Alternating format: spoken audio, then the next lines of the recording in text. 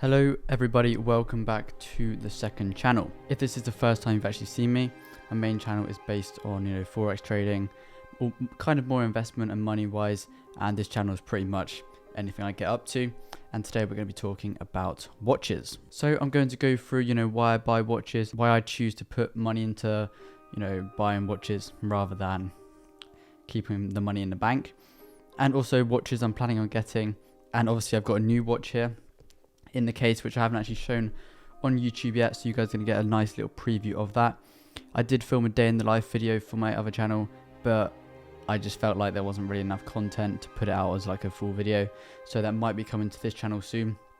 So if you are new to the channel, subscribe and turn on notifications so you don't miss the videos that are coming up soon. We're going to hopefully build this channel to maybe the size of the other channel, or maybe even more subscribers. Let's see what happens. But firstly, we're going to start by saying watches are amazing. Even if you don't like wearing watches or you're not really interested in them, it's definitely a good investment to look into. I think Bloomberg actually published an article recently, within like the last few months, pretty much mentioned that watches have outperformed gold, Bitcoin, stocks, within the past few months. Might have been the last year, but watches have just outperformed any other form of investment. If you guys have seen crypto, it's down a very, very large percentage. If you're in crypto and you didn't actually take profits, then I hope you have other investments or other income, because you're probably going to be down quite a bit at the moment. The way I invest, bit of diversification. I have money in watches, I have money in index funds, stocks, crypto, pretty much everything. I'm looking to get into property next year, so if you guys want to see that, I will make videos on the properties, ones I'm looking at buying, maybe ones I've actually bought, the whole process, the money behind it, how much I make each month, taxes and all of that.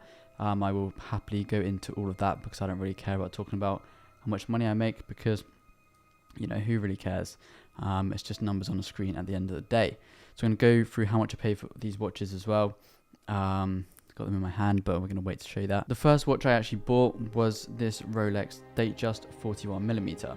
And little story behind this, I actually went to one of the ADs, the authorized dealers, in a city near where I live, and they pretty much said you got to wait 2 or 3 years to get this exact watch. It's actually a different dial, but which is a more expensive dial, with obviously the diamonds on it as well, factory diamonds, not those little wrappers, aftermarket diamonds.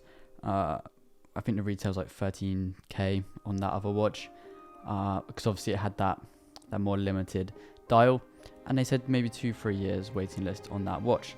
For a Datejust, it's kind of like one of the cheapest. I know like Oyster Perpetual is probably the cheapest, but Datejust, it's not really like the high end like Daytonas or Day Dates. So I was like, you know what, I can't really be bothered to wait 3 years. I've got the money, I've got the cash, I'm just going to buy one. So I looked on different websites that sell watches like secondhand. Obviously these aren't the authorized dealers, but they have, I looked at all the reviews, the reputation, everything like that, and I found a company which actually was selling this watch. You could say like a decent price, but watch prices have actually fallen since I bought this, but we'll go into that a bit later. So this is the watch.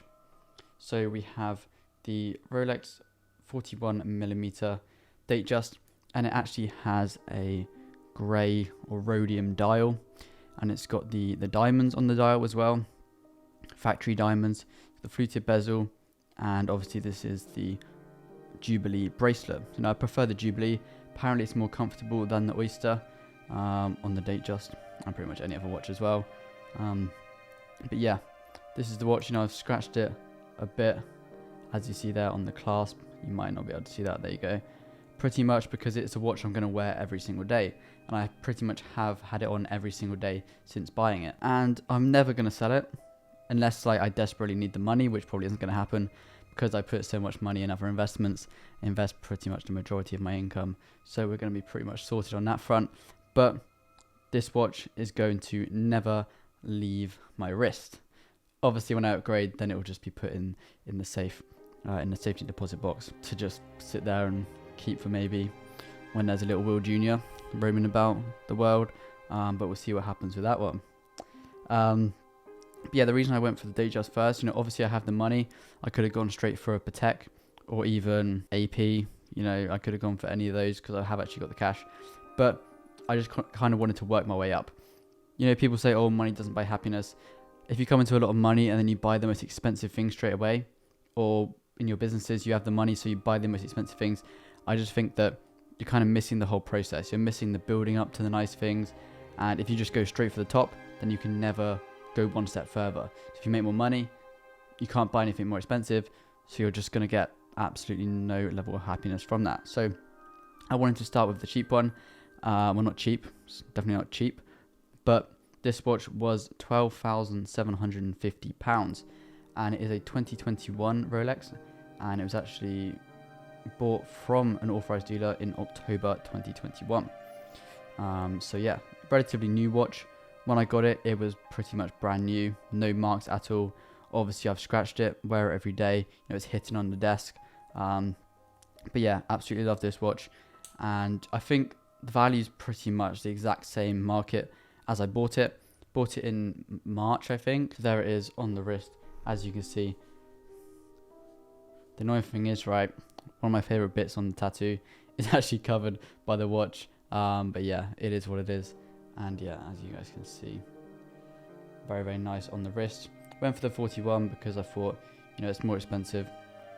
That's not the reason actually, but when I tried them on in the shop, I felt the 41 is a lot nicer. But I might get a 36 as well, just to, you know, have both.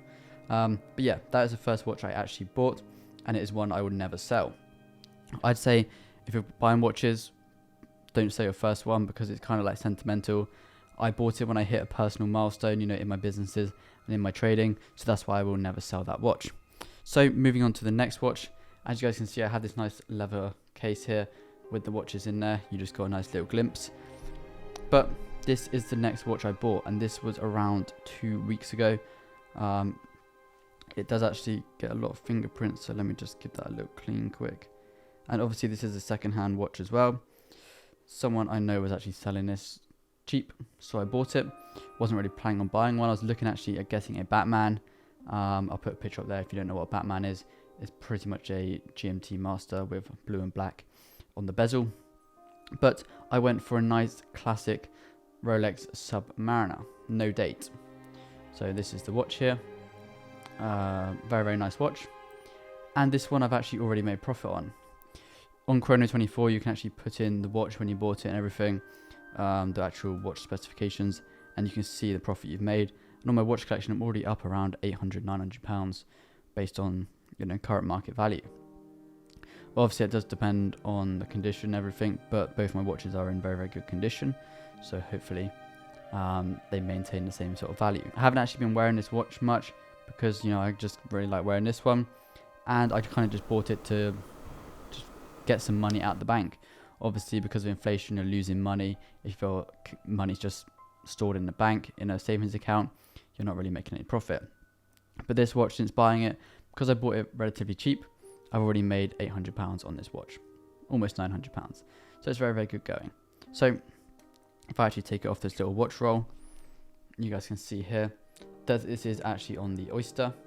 So we've got the Oyster there with the different clasp compared to the Jubilee of the Datejust.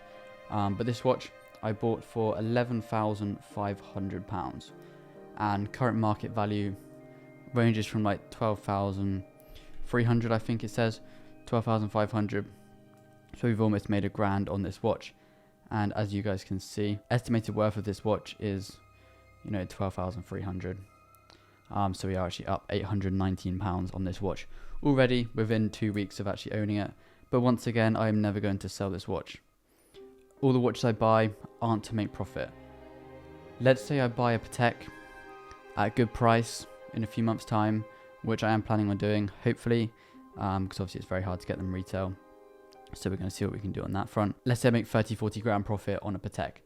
I would consider selling it because 30-40 grand is a decent amount. And then just wait until I can get a watch like that at retail to then keep it forever. Because if you get it retail, you've got a brand new watch. If you're buying it second hand, let's say you spend 100k, 150k on a Patek Philippe, and then you get a year's use out of it, and you can sell it for, let's say, the same price, or even 5, 10, 20, 30, 40 grand profit. you might as well just do it. But watches like this, where if you make 10%, it's only like 1,500, or actually 1,150. I just don't think really it's worth it. And I'd rather just keep my money in here, because they're not really going to lose money overall. They might drop a little bit in a crash, because people are saying watches are in like a massive bubble right now. But if you're kind of buying them at decent prices, then I think you should be safe. I do think the prices are going to drop in the next few months, so that is when I will be buying more watches. You know, I've got a lot of cash, you know, multiple 6 figures in cash, ready to buy property, ready to buy watches. You know, let's say recession incoming or in place right now. Property is usually, you know, delayed behind the recession, so we should see property drop also, you know, within the next year to 18 months. We'll see what happens with that one. Hopefully I can buy some property. Hopefully I can buy some more watches, more index funds, you know, max out. If you guys are watching, max out your ISA, max out your lifetime ISA. You might as well just do it. Lifetime ISA, you get a free £1,000 a year if you max it out. It's kind of just a no-brainer, really. ISA, you can put in 20k, take it out of retirement tax free, or obviously you can take it out early as well. But watches, definitely going to put more money into watches. You know, it's pretty much a safe investment in my opinion. And you know, I'm interested in horology, which is very, very good, because obviously I like wearing watches.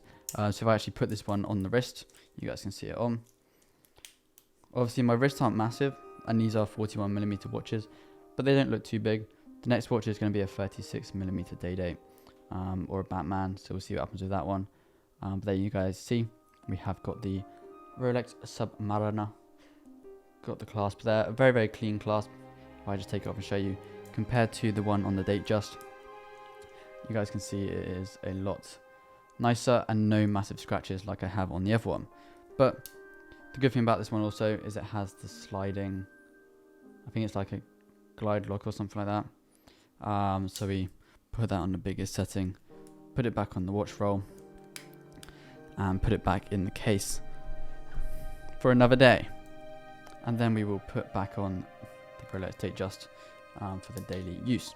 So if you guys did enjoy this video on pretty much the watches I own, before we end though, the watches I'm looking at buying. So I obviously want every single watch out there, because that would be pretty cool, you know, have a very diverse collection. But dream watch has to be a 5711. If you guys don't know it, it's a Patek Philippe 5711. You know, I like the white dial. Also, you have watches like Patek, which are a bit more expensive. I will put some pictures up on the screen as well. We have watches like the 5980, the 5712, you know, the ones with the moon phases, and obviously these are a lot more expensive. You know, the 5711, the one with like the piano dial, the one I like, you can get under like 90k, 95k now, which I know sounds like a lot for a watch, but it will just store the value. You can wear it, maybe break even, maybe even make a bit of profit. That is kind of what you're going to do with these watches.